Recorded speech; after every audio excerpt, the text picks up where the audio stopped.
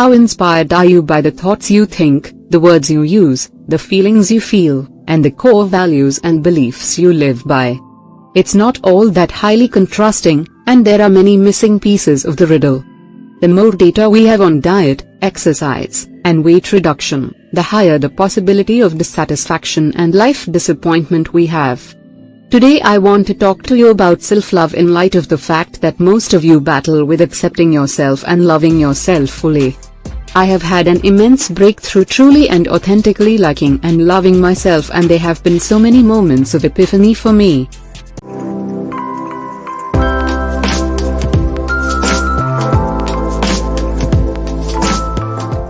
Hi, I am Ami Mandavia, founder of ImProEx, the platform where we explore the science of developing a growth mindset, building productive habits, and what is required to live a healthy life. And if you're looking for tools, tips, and techniques that will turn around your productivity this year, I am an advocate of self-love.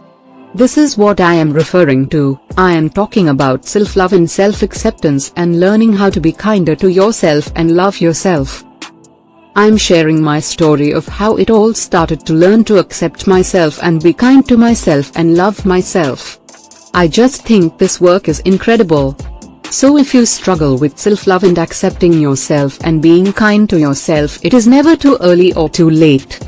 You can have a boundless breakthrough in your relationship with yourself, and that is of utmost importance. It's truly significant in light of the fact and based on the enormous research done in the UK, where they investigated without question each and every behavior or attitude change you could make or you could practice as far as improving on your life.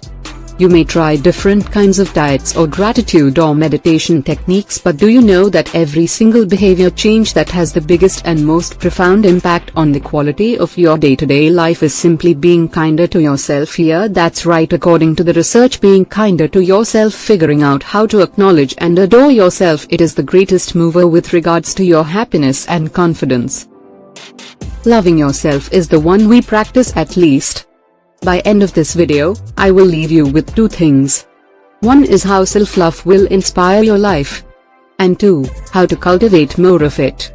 One of the first and most basic primary needs you have as human beings is a deep connection through love and compassion.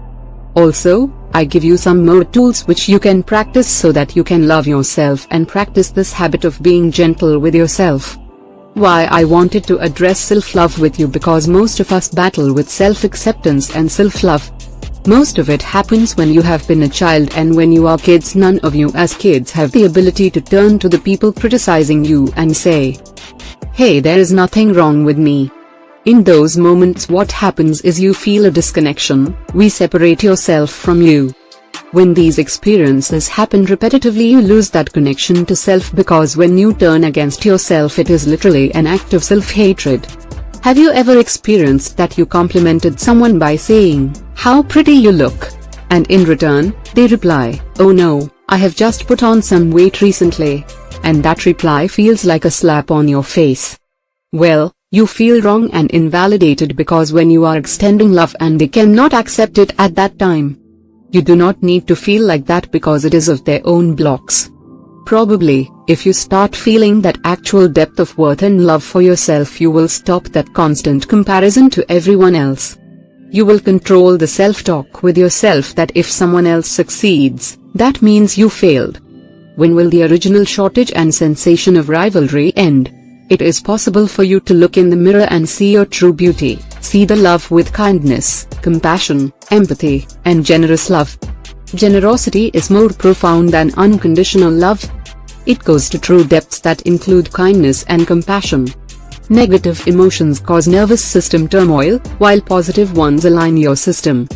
Every human being on average has 70,000 thoughts in one single day.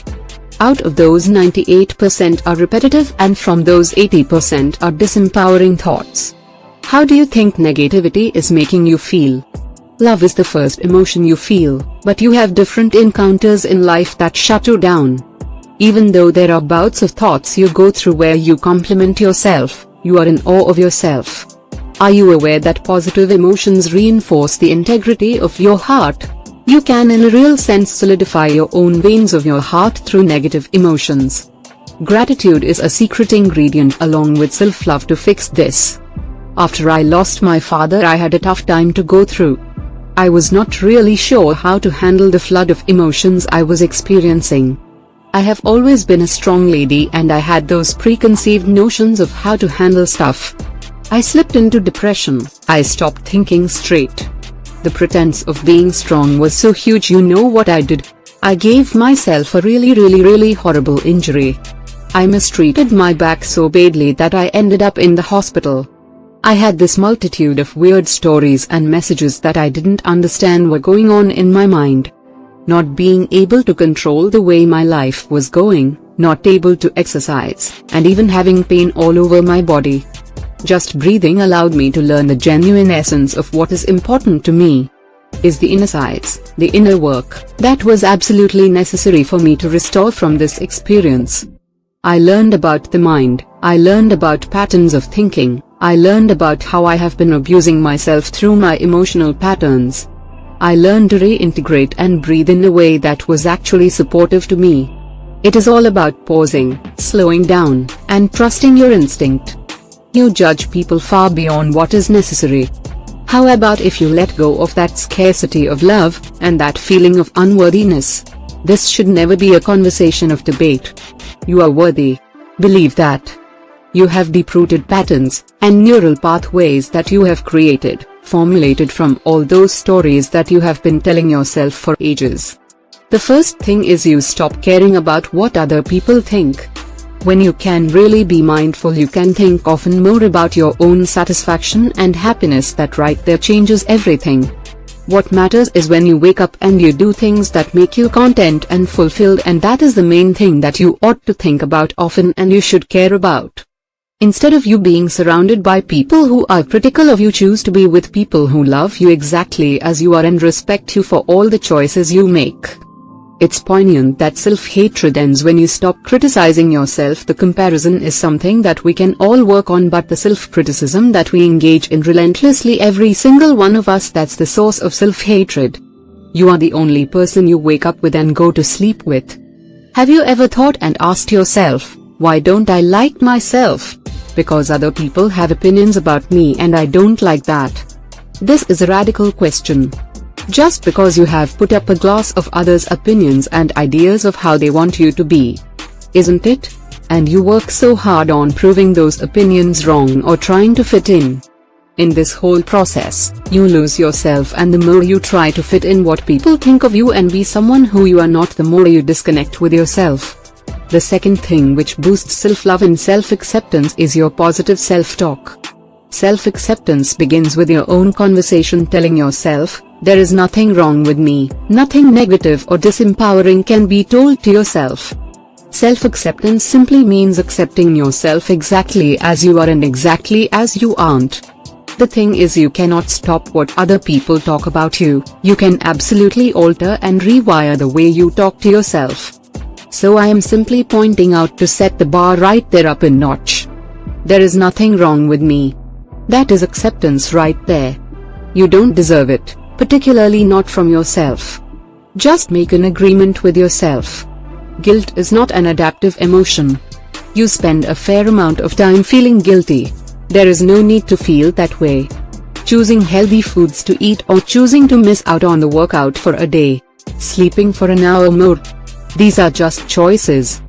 Bring it down into the positive feelings of your heart, recalling when you felt genuine, profound love. This is where the magic is. It starts from the heart. It moves into the core, where you trust that the beliefs and values that you live by are commendable. All we need is a connection. We want love. We want to feel loved, connected and belong to people. We want to connect with high-vibe individuals and celebrate life. I am leaving with two important things. First is to stop worrying about what other people think. The second one is your positive self-talk. Nothing is wrong with me. I don't recommend things to others that I first do and always don't do myself. Remember that 98% of your thoughts are repetitive from past experiences. That's 68,000 thoughts that you could rather say the words, thank you, thank you, thank you during your day. Thank you so much for being here and watching the video. I hope you enjoyed it. Please subscribe to this channel because I don't want you to miss any of such valuable content.